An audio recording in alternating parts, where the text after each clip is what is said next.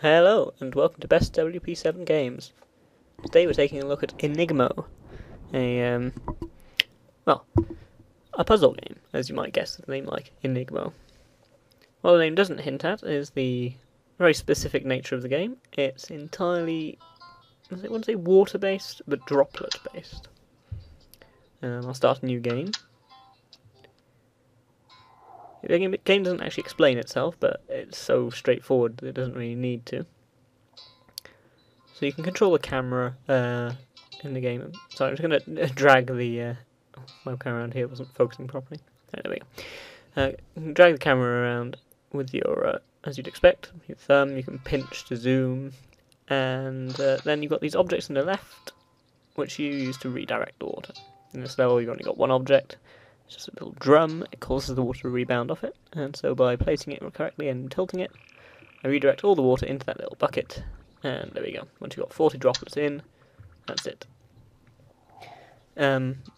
Incidentally, if you start pouring water into a receptacle, into the bucket, as it were, and then cut the supply, the amount of water in the amount of droplets rather in there will actually gradually start to drop. As you can see, one thing it doesn't do, and I think it's just a bit of a shame, it doesn't explain the different items as they come along. You have to work it out for yourself, which is fine, but it can be annoying in later levels if you start to forget what the difference is between different items. They aren't always it isn't always obvious what does what.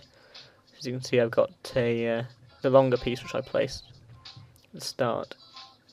Doesn't cause rebounds, it just redirects the water based on gravity, so you tilt it and it pours, that's it.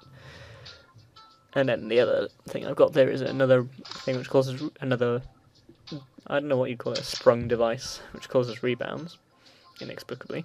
It's considerably stronger than the other one we had in the previous level. So anyway, we've got two of these ramps, one tiny and one big. You've also got the sponge.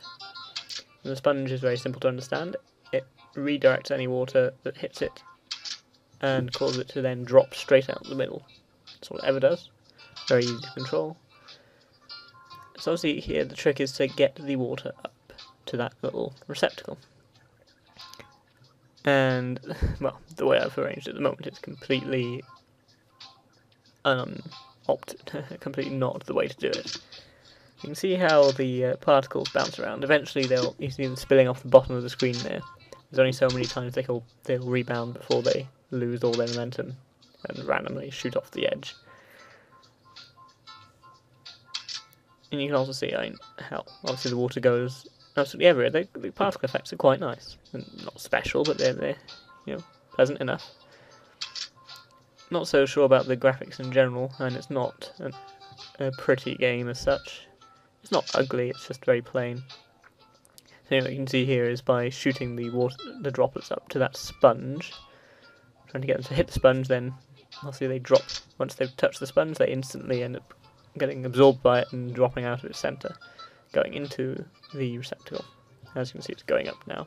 It's not a perfect situation, it's going up fairly slowly, but it works.